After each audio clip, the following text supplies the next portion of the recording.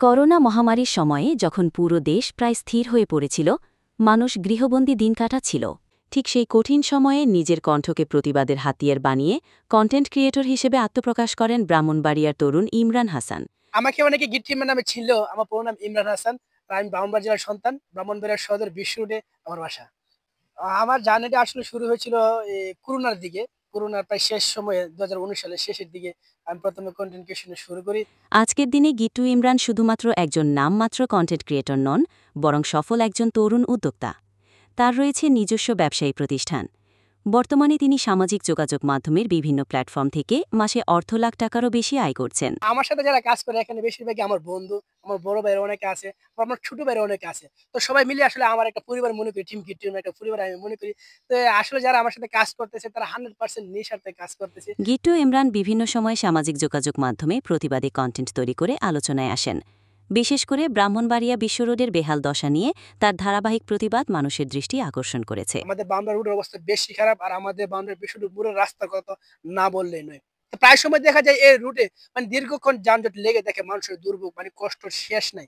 তো সেক্ষেত্রে থেকে আমি মূলত এই বাম্বেরা রোড, বাম্বের রাস্তা, আমাদের বিশ্ব রোডের রাস্তা নিয়ে প্রতিবাদী কিছু ভিডিও বানাই এবং প্রতিবাদী কিছু গান বানাই। দেশের নানান ইস্যুতে তিনি নির্ভীকভাবে কন্টেন্ট তৈরি করার কারণে একাধিকবার হুমকিরও মুখে পড়েছেন। সিন্ডিকেটে ভিডিও করার কারণে আমি অনেক হুমকি পেয়েছি। আমার ফেস উড়িয়ে দেওয়ার হুমকি দিয়েছে। আমাকে এই করবে, সেই করবে। বেশিরভাগই ফেক আইডিতে করে। নিজের যাত্রার কথা বলতে গিয়ে ইমরান জানান, আজ আমি একজন সফল কন্টেন্ট ক্রিয়েটর হলেও এই লাইনে আসার পর আমার পড়ালেখায় কিছুটা ঘাটতি হয়েছে। আসলে আমার দীর্ঘ এই কনটেন্ট ক্রিয়েশন লাইফে প্রাপ্তি বলতে অনেক কিছুই আছে।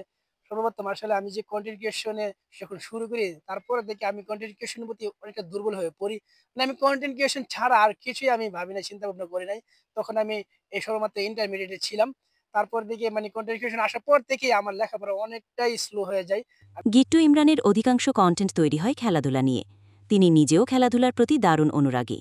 খেলাধুলা বিষয়ে নিজের পারদর্শিতা সম্পর্কে জানতে চাইলে তিনি আত্মবিশ্বাসের সঙ্গে জানান, আমি বানবেড়া ক্রিকেট একাডেমিতে ভর্তি হয়েছিলাম। ওখানে অনেকদিন প্র্যাকটিসও করেছি। তারপরে আমি একটা জায়গায় খেলতে যাই, মইন বারুরা একটা টুর্নামেন্টে খেলতে যাওয়ার পরে তখন আমি একটা ফিল্ডিং দিয়ে মানে বাম হাতে মারাত্মকভাবে ইনজুর্ড হই। তখন ডাক্তার বলে দিয়েছিল যে এই হাতে প্রচুর চাপ পড়লে নাকি আরো সমস্যা হতে পারে।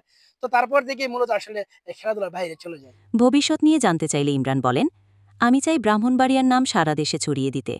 আমার কন্টেন্টের মাধ্যমে সমাজের সমস্যাগুলো তুলে ধরা, খেলাধুলার ইতিবাচক দিক প্রচার করা এবং তরুণদের অনুপ্রাণিত করাই আমার লক্ষ্য। স্টুডেন্ট অ্যাক্টিভিটিস এর রেজন বাসা সে আমার বাল্য বন্ধু হয়। তো সম্প্রতি সে একটি স্টুডেন্ট ফান্ড তৈরি করেছে। তো আমি ইনশাআল্লাহ নিয়ত করেছি যে আমার ইমার স্পোর্টস এর ব্যবসার কিছু লভ্যাংশ আমি সে ফান্ডে দিয়ে থাকবো।